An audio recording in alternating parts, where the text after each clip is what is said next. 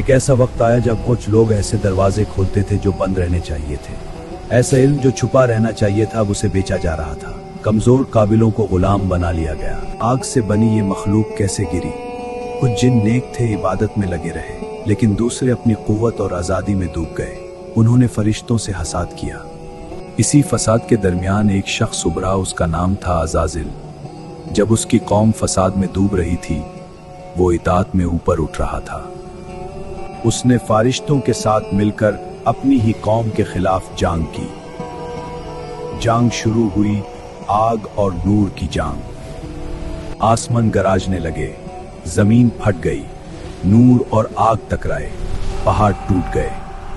عزازل نے بہادری سے لڑائی کی۔ جنگ ختم ہوئی، فسادی جن زمین کی گہرائیوں میں دھکیل دیے گئے۔ عزازل کی بہادری کی تعریف کی گئی، لیکن اس کے دل میں تکبر کا بیج پیدا ہو گیا۔ پھر اللہ نے ایک نئی مخلوق بنانے کا ارادہ کیا، مٹی سے۔ مٹی کو گوندا گیا اور ایک جسم بنا دیا گیا۔ پھر اللہ نے اس میں روح پھونکی، حضرت آدم علیہ السلام پیدا ہوئے۔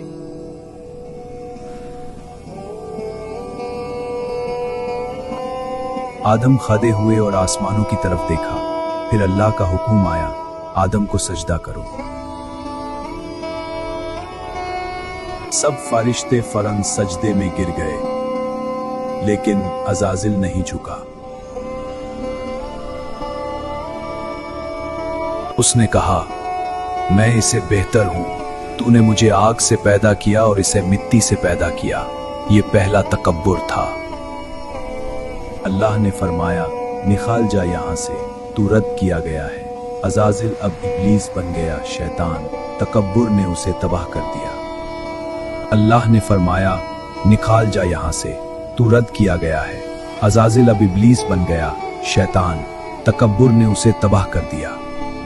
اللہ نے فرمایا، نکل جا یہاں سے، تو رد کیا گیا ہے اور قیامت تک تیری لعنت ہے۔ عزازل اب ابلیس بن چکا تھا،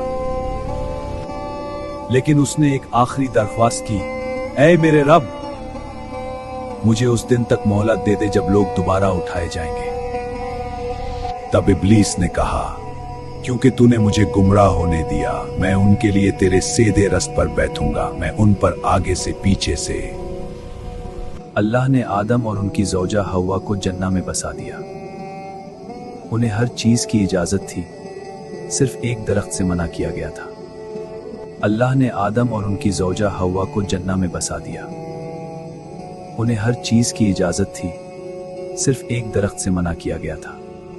لیکن ابلیس نے انہیں دھوکہ دینے کا پلان بنا لیا۔ وہ جنت میں گھس آیا اور انہیں وسواسہ دینے لگا۔ اس نے کہا، کیا اللہ نے تمہیں اس درخت سے منع کیا ہے؟ یہ صرف اس لیے کہ تم فرشتے نہ بن جاؤ یا ہمیشہ زندہ نہ رہ جاؤ۔ آدم اور حوا نے اس کی بات پر یقین کر لیا۔ انہوں نے اس درخت کا پھل کھا لیا۔ ترنت وہ زمین پر گر گئے۔ انہوں نے توبہ کی اور اللہ سے معافی مانگی۔ اللہ نے ان کی توبہ قبول کی۔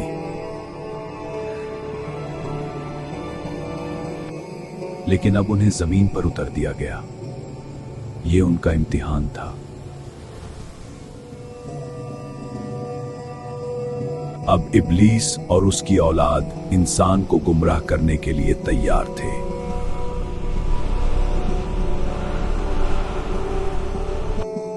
لیکن اللہ کی رحمت ہمیشہ موجود تھی۔ جو لوگ ابلیس کے وسواسے سے بچے، وہ جنت کے وارث بن گئے۔ یہ ہے تکبر کی کہانی اور امید کی کہانی۔ تکبر نے عزازل کو ابلیس بنا دیا اور امید نے آدم کو اللہ کا خلیفہ بنا دیا۔ آدم اور حوا اب زمین پر اتر آئے تھے۔ یہ ان کا نیا امتحان تھا۔ وہ دونوں نے اللہ کی عبادت کی اور زندگی بسانی شروع کی۔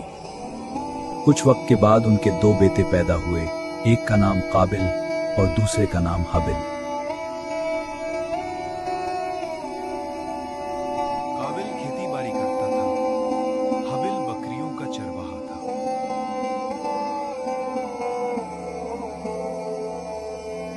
ایک دن اللہ نے ان دونوں سے قربانی مانگی۔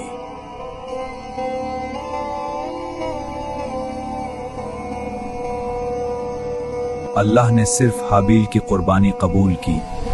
आसमान से आग आई और हाबिल की कुर्बानी को खा गई। काबिल को बहुत गुस्सा और हसाद आया।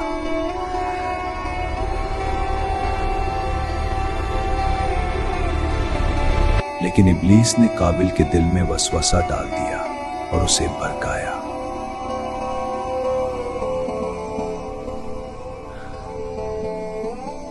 मैं तुझे कत्ल कर दूंगा।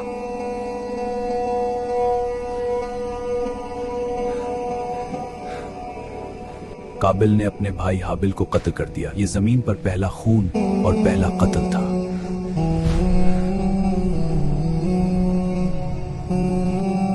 जब काबिल ने अपने भाई की लाश देखी तो उसे बहुत पछतावा हुआ।